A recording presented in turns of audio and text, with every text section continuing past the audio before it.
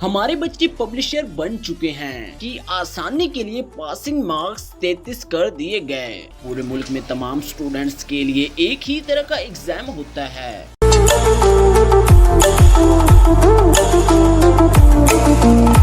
शुमाली Europe का एक छोटा सा मुल्क फिनलैंड भी है जो रकबे के लिहाज से 65 जबकि आबादी के एतबार से दुनिया में 114वें नंबर पर है। मुल्क की कुल आबादी 55 लाख के लगभग है, लेकिन आप कमाल देखें, इस वक्त तालीमी रैंकिंग के एतबार से फिनलैंड पहले नंबर पर है जबकि सुपर पावर अमेरिका 20वें नंबर पर है।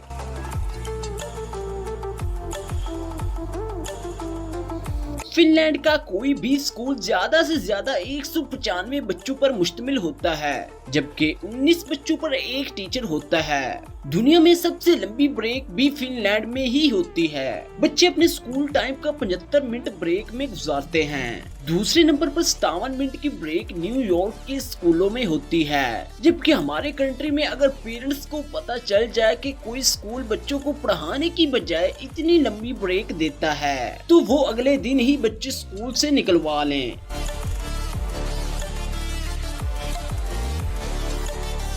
आप इंटरेस्टिंग बात सुने कि पूरे वीक में स्कूलों में सिर्फ 20 घंटे पढ़ाई होती है जबकि टीचर्स के 2 घंटे रोज अपनी स्किल्स इंप्रूव करने के लिए होते हैं। फिनलैंड में टीचर बनना डॉक्टर और इंजीनियर बनने से ज्यादा मुश्किल और ऑनर की बात है।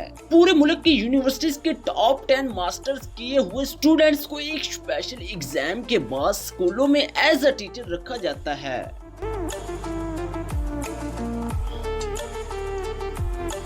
7 साल से पहले बच्चों के लिए पूरे मुल्क में कोई स्कूल नहीं है और 15 साल से पहले किसी भी किस्म का कोई खास एग्जाम भी नहीं है जिसमें माँ बाप और बच्चे की नींदें हराम हो जाएं। इनके खेलने और भागने दौड़ने पर पाबंदी लग जाए। दरवाजे खिड़कियां बंद करके इन्हें घरों में नजर बंद कर दिया जाए। घर में आने वाले मेहमानों से मिलने तक पाबंदी आयद कर दी जाए और घर में मार्शल लॉ और कर्फ्यू का सा माहौल बन जाए। पूरे मुल्क में तमाम स्टूडेंट्स के लिए एक ही तरह का एग्जाम होता है। जब मैथ के एक टीचर से पूछा गया कि आप बच्चों को क्या सिखाते हैं तो वो मुस्कुराते हुए बोले, मैं बच्चों को खुश रहना और दूसरों को खुश रखना सिखाता हूँ, क्योंकि इस तरह वो जिंदगी की हर सवाल को आसानी से सॉल्व कर सकते हैं।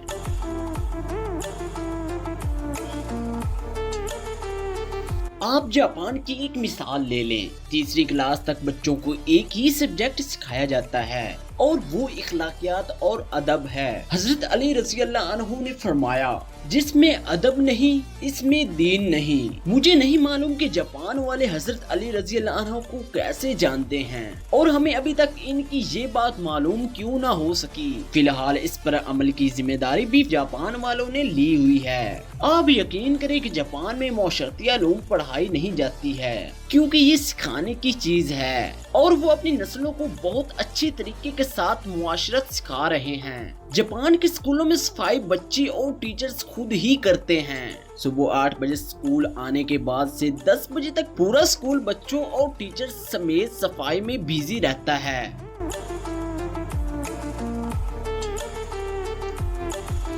नाजरीन, दूसरी तरफ आप हमारा तालीमी निज़ाम देख लें जो सिर्फ नकल और छपाई पर मुश्तमिल है।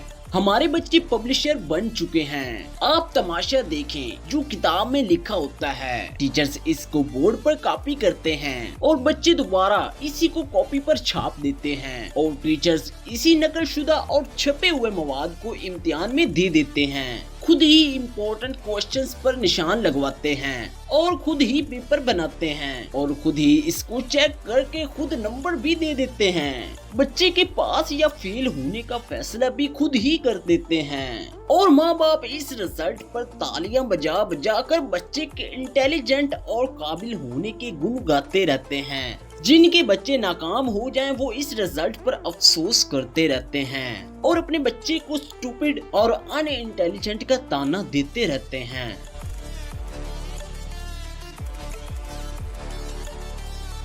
आप ईमानदारी से बताएं, इस सब काम में बच्चे ने क्या सीखा सिवाय नकल करने और छापने के। हम 13 से 14 साल तक बच्चे को लाइन में खड़ा करके असेंबली करवाते हैं और वो स्कूल से फारिग होते ही लाइन को तोड़कर अपना काम करवाते हैं। जो जितने बड़े स्कूल से पढ़ा होता है, लाइन को तोड़ते हुए सबसे पहले अपना काम करवाने का फन जानता है। हम पहली क्लास से लेकर और 10वीं क्लास तक अपने बच्चों को सोशल स्टडीज पढ़ाते हैं और मुआशरे में जो कुछ हो रहा है वो ये बताने और समझाने के लिए काफी है कि हमने कितना सोशल होना सीखा है। स्कूल में सारा वक्त साइंस रटते गुजरता है और आपको पूरे मुल्क में कोई साइंसदान नामी चीज नजर नहीं आएगी, क्योंकि बदकिस्मती से साइंस सीखने की और खुद तजर्बे करने की चीज है और हम उसे भी रट्टा लगवाते हैं।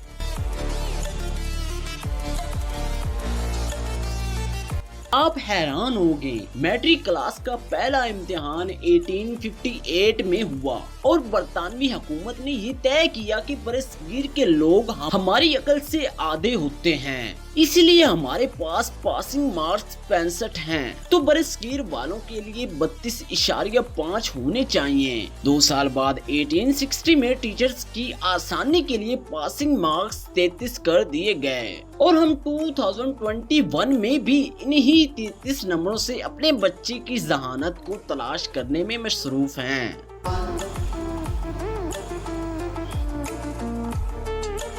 मेरा ख्याल है कि स्कूल्स के प्रिंसिपल साहिबान और जिम्मेदार टीचर सर जोड़ कर बैठे इस गले सड़े और तबाहशुदा निजाम तालीम को उठाकर फेंकें। बच्चों को तोता बनाने की बजाय काबिल बनाने के बारे में सोचें। ये 21वीं सदी है, दुनिया चांद पर पहुंच रही है और हम अभी तक रट्टा सिस्टम को सीने से लगाए बैठे हैं।